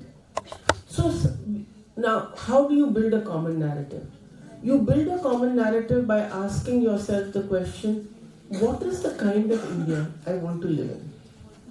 Once you arrive at that consensus, this is the kind of India I want to live in. And it will not be all material, because anyone just with material goods gets very frustrated at the end. So it will have to be a combination of various things. The second narrative that you have to ask yourself, which is an individual narrative, what kind of a life do I want to lead? Not just now, 20 years later. And that will depend on what I do, whether I have a passion for it or don't have a passion for it. If I have a passion for it, then all your obstacles will fall. I mean, we were mentioning Subhash Chandra Bose, and you think without that passion, they went through what they went through? They did not. So they took, and they also had an idea of what India they wanted to build. right? So those two things, what do I have a passion for and how shall I do it, and what kind of a country do I want to build, not for any philanthropic reason, what kind of a country do I want to live in, what kind of a country I want my children to live in, so it is also that kind of a narrative. Third thing that will arrive if you have those two is discipline. I love that discipline that Vivekananda talks about, but he's not the only one. A lot of people talk about. You can build a great society. A great society is a very efficient society. Everything runs on time, everything happens efficiently. It may not be a good society, right? Because a great society is built by imposing penalties. All of your jurisprudence is nothing but imposing penalties to force you to work in a certain way. But if that discipline is within you, you will do it with or without any laws to it. Laws are only necessary for an external order. That internal order comes when you have a passion for doing something and you say, to hell with everything, I'm going to do this. And I'm going to do this because I love doing what I do. I really tell my students all the time, please don't go into a subject, इसमें बहुत potential है. Potential क्या करने को है? You will then end up being frustrated. You may be a perfect engineer, but you'll be frustrated, you'll be jealous, you'll never be happy, you'll never be satisfied. So if you don't do what you love doing and don't have an idea of what kind of a country I want to live in and how do I build it, nothing is going to happen. Thank you. But clapping is dangerous, huh? This means you are trapped. You've taken the commitment. So clap again. So my dear friends, if India has a future, it will be in your hands. You are the ones who will give us that future. You will give us that technological, edge to catch up with China. Catching up is difficult. ढोल को पकड़ना क्या बोलते हैं वो? नामुमकिन है. China को पकड़ना, ड्रैगन को पकड़ना मुश्किल ही नहीं, नियर नामुमकिन है. लेकिन असिमेट्री को कम किया जा सकता है. एंड वो आप लोगों का काम, आपकी जनरेशन का काम. So please, I will conclude by saying that all of us can't join army, and we shouldn't also. Abdul Kalam tried to join army twice. He failed. He was rejected. And I said, thank God. Because he was rejected, we got missiles. There's something else he did. So, all of you need not join army. But all of you must become citizen yodhas. Nagrik Yodha, citizen warrior, Jagruk Hindustan. This is what is required. All of you imbibe that culture of being a Yodha, a warrior who's committed to his or her nation completely, upskills himself or herself, and prepares for that battle of life, which is, hum to lad liye hain. We are retired and tired people trying to give you some josh, but in your hands is our future. So I sincerely appeal to this lot that please rise to the challenge. This is a unique opportunity India has got. You can't afford to fail. I can only say that. So with that, thank you for hearing me. And it's for us, like for a person like me, it's like recharging my spirits. When I see so many young people, I talk to you, I feel nice. Because when I say dream big and dream well, but dream doesn't mean that you are dreaming while sleeping. Dreams are not the one what you see while sleeping. Dreams are the one which never let you sleep. That's the kind of a dreams we want you to see today. When I say T stands for technosim. Very important, sir. You may be having a old mobile, but sir, you still have a mobile. That's what matters today. So T stands for technosim. In this age, jet age, we all have to be very smart. We must know how to operate mobiles, how to be in touch with internet, and it's all the different and new apps. and try to learn, because technology is going to be so fast, it's moving so fast, it's changing so fast that if you're not going to update yourself, you will left behind. That's very important. Remember that. When I say aim, N stands for being self-motivated. I'm very well traveled and I've been to best of the countries and best of the malls. And the first thing which I ask all these people and those shopkeepers that, do you have a motivation for sale? And answer I have received, no. So that means I realize that motivation has to come from within. So if you're self-motivated, trust me, you're bound to be an achiever. This is what you have to. And if you go through the books of Swami Vivekananda, you will find that after every page, he's been actually telling youth to be self-motivated. Learn well, do well, but then also be motivated for it. When I say A, the next A stands for attitude. It's very important to be sober, down to earth, polite, humble, compassionate. All that will cover in religion and all those things. If you're a good human being, if your attitude is good, if your approach to the public, to the masses, to the nation, to the public community, trust me, nothing more is required. An opportunity will come automatically to your doorstep if you have a wonderful attitude. When I say N stands for being nationalist. You have to be patriotic. I'm happy that we all started with a very patriotic mood in this whole session. और जिस ओर चले हम मस्ती में झुक जाए उधर अंबर भूतल आजाद वतन के बाशिंदे हर गीत हमारा है बादल विविध प्रांत है अपनी अपनी भाषा के अभिमानी हम लेकिन सबसे पहले दुनिया वालों हिंदुस्तानी हम. That's what is required. You have to feel proud about your country, about your status. And this is going to take you to miles. If you love your country, you will love everything. Trust me. This is what the whole country is all about. When I say I stands for ICE. ICE. It's the age of ICE. Information, communication, and entertainment. Entertain yourself. Very important. If you're not going to entertain yourself this way or that way, then trust me, you will be half-baked. So it's very important to entertain yourself. And I belong to entertainment industry. I promote entertainment to my best. But C stands for commitment. Raghupati Preeti Sada Chali Aayi. Pran jaye par vachan na jaye. This country has given us Lord Rama, a man of commitment. Unfortunately, that commitment is missing from the community.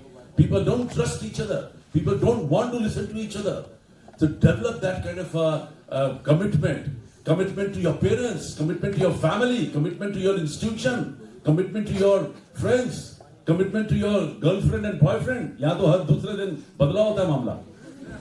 क्या करें? So bring that commitment within you. C also stands for communication. Because it's an age of communication, all of you have to be good speaker, you have to be good listener, you have to be good writer, you have to be good reader.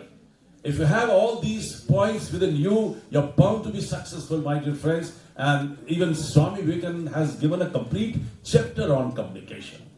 And बोली एक अनमोल है जो कोई बोले जान हिये तराजू तौल के तब मुख बहारान ऐसी बानी बोलिए मन का आपा खोए और उनको शीतल करे और खुद भी शीतल होए. What more do you want? If you can talk to someone nicely and convince and win the heart, then probably you have won the world. That's what I believe in. When I say R stands for research.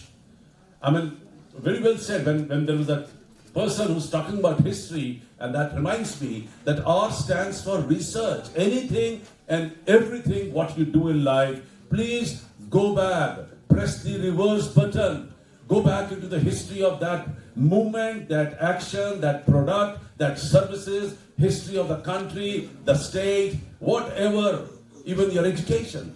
We all always start education from the back pages.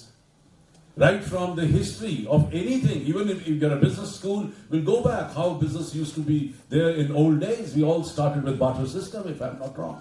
So everything you have to learn little back so that you can move much faster ahead. So our research plays a very important role in your and my life. When I say B stands for belief. Believe in your own self.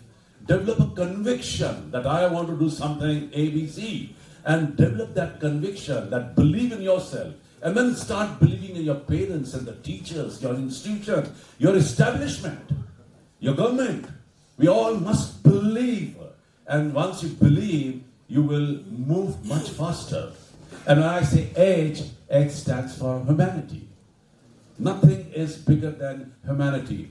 All the religions on this earth, they are ultimately teaching you to be a good human beings. This is what I have learned. I've gone through all the religions, and I found at the end of the day, they want us to be a good human being. So it's better to believe in spirituality, believe in humanity. There is no religion which is bigger than Manavta. If you're serving the human race, that means that's the best and the biggest religion on earth. The last A in Atmanirbhar is all-rounder. And I'm sure your institution must be taking care of you. When we say all-rounder, that means you should know anything. Classroom, chalk and talk is just one part of the education. Then learn well, get into sports, get into creative activities, get into anything and everything what comes your way. And I'm very happy people who are participating today in this session, because I have always learned, and please remember this statement which I have been talking everywhere, कि भाग लेने से भाग्य बदलता है. Yeah, remember that. If you're going to participate, that means somewhere down the line you are changing your destiny for a better days. And people who are not interested in anything and everything, and not participating in anything and everything, probably they will be a weak person of this country. And last but not the least, R stands for result oriented. Whatever we all are talking here, it leads to that we must bring some kind of a results to my classroom, to my institution, to my school, to my house, to my nation, to the world, and I am putting up some efforts to see to it that this world is little better than what it was yesterday. I think with all these words, I wish you all the best, and I hope that you have picked up these points and will use them. And before I close, probably I would love to recite 2 lines that life is not that easy. Every step you find difficulties. But you have to have the stamina to fight with all these unforeseen circumstances. कि विभासित कर गगन भूतल, तिमिर को ज्योति देता चल, निराशा के अंधेरे को मिटा दे ले प्रभंजन बल. कहीं पूनम अमावस्या, कहीं उलझन, कहीं फिसलन, कहीं कांटे, कहीं पहरा कटिल बंधन. यहाँ प्रतिकूल है सब कुछ, कहीं मरुस्थल, कहीं बादल, मगर तू मुस्कुराता चल, दिशाएं हो उठे उज्जवल, मगर तू मुस्कुराता चल, दिशाएं हो उठे उज्जवल. Thank you very much. जय हिंद, जय भारत. गुजरात मराठा द्राविड उत्कल बंगा, विंध्य हिमाचल यमुना गंगा, उज्जल जलधि तरंगा. तब शुभ नामे जागे, तब शुभ आशीष मांगे, गाहे तब जय गाथा. जन गण मंगलदायक जय हे भारत भाग्य विधाता. जय हे, जय हे, जय हे, जय जय जय जय हे.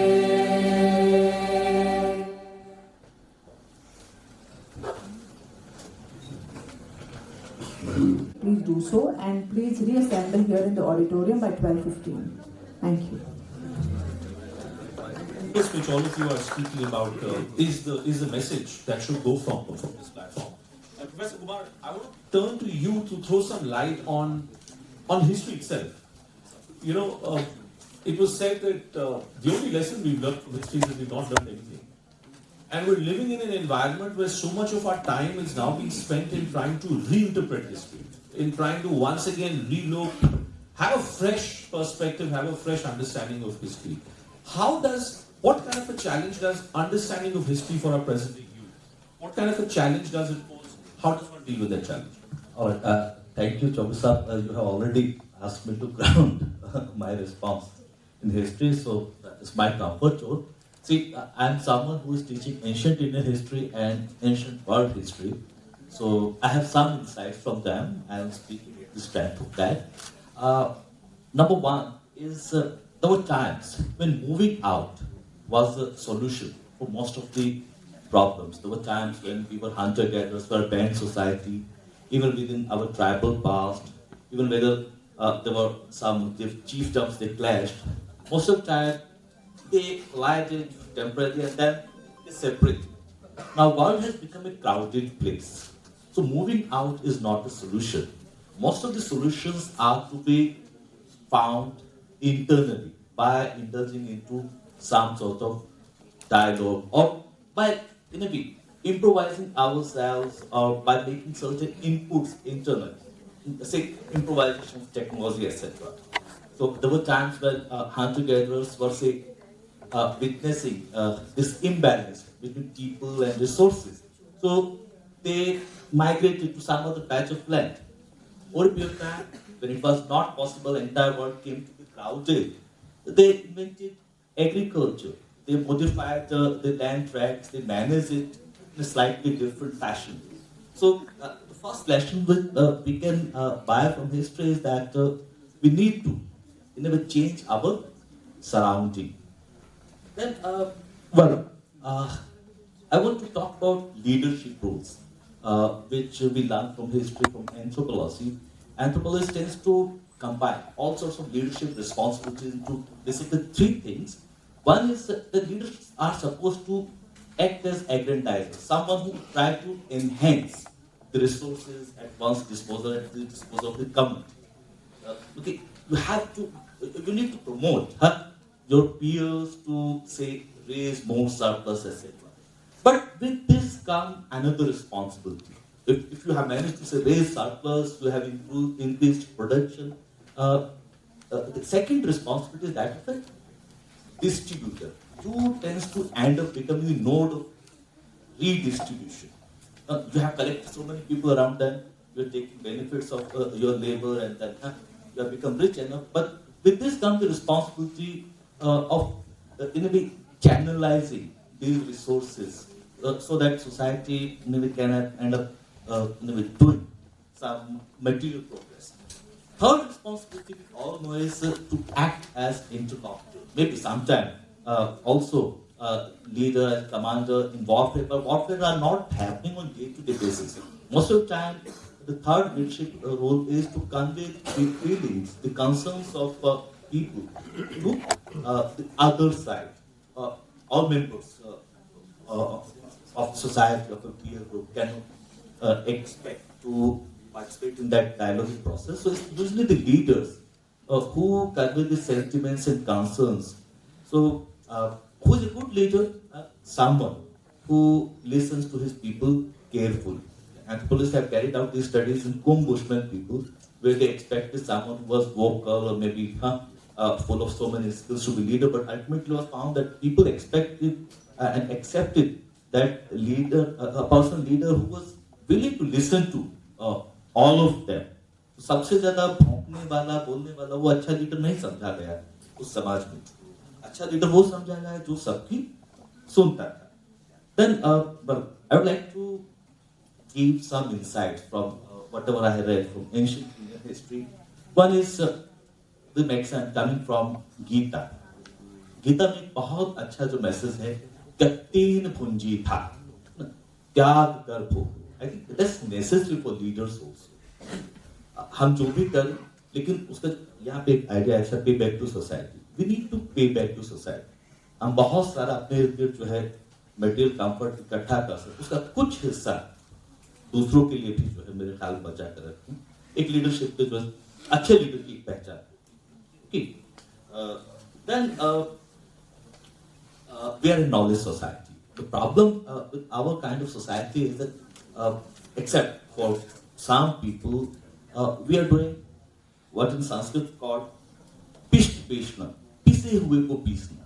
Something which has already been grinded, has been converted into flour, is again being put into chakki, and then we expect that something better will come out of it. It's not happening. कई बार हमारे students हमारे पास आते हैं, sir हमें कोई topic बता दीजिए research के लिए। मेरे पास क्यों है? You go to library, you come across new topics, new insights. हो सकता है मैं आपको वही अपना हिसाब किताब पुराना टॉपिक जो है बता। तो we should avoid in this temptation. जो पहले से हो चुका उसी पर हम जो कुछ दोबारा से घुमा फिरा कर करना चाहते हैं, उससे नॉलेज क्रिएशन जो है होने की संभावना बहुत कम है। So go explore the libraries and you come across many new things, many new insights, meet new people, travel, so new ideas will come. तो ये मैं समझता हूँ कि हिस्ट्री से जो है इंसाइट्स मिलती है। एक तीसरी इंसाइट जो आज के I suddenly got this idea.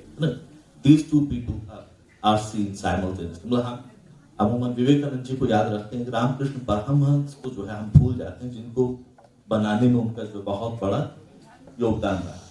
But it's not that Narendra Nath ji, who ended up becoming Vivekanand ji, was exact replica of his guru. We come across that there were dissents on certain issues. So a good pupil is expected to dissent and obviously deviate from his preceptor a bit, if not fully. आपको लकीर का फकीर नहीं बनना है। गुरु से भी सही मुद्दों पर आपको जो है जहां मतभेद होता है वह मतभेद जो है जाहिर करना चाहिए, और इस तरह से जो है नई चीजें आपके सामने आए। I think that's wrong. That is not true. That's wrong. This is also a demographic time bomb which is ticking. Because all of you have aspirations. All of you want iPhone. बहुत कम लोग हैं जो मेरी तरह है, you know, ऐसा phone लेके घूम रहे हैं। वो क्या बोलते हैं, 1+6, 1+7, 1. पर I am telling you, even my jawans say कि सर ये क्या है? That is the aspirational India. It's good. It's not bad. It's nice. But that India needs skilling. So I would recommend to you, please skill yourself. Skill yourself in keeping with current environment. And where we lose out to China largely is, see, we all say we will boycott China. We will not import from China. But can you do it? No, sir. 70% of our imports from China are in primary sector, which kickstart our economy. APIs, power distribution system, power transmission system, trains. We have solar, wind energy, all that is coming from there. You stop it and your economy. And what are we selling to China? Raw materials. वही तो था colonisation यार, और क्या था? क्या करता था यूके? यहां से उठा के ले जाता था और मैनचेस्टर में कपड़े बनाता था. That is all. That is colonization. So we are actually caught in that trap. Who will get us out of that? China is worried about you people. That you are the potential danger to China, which will reduce the technological asymmetry. Please clap for yourself.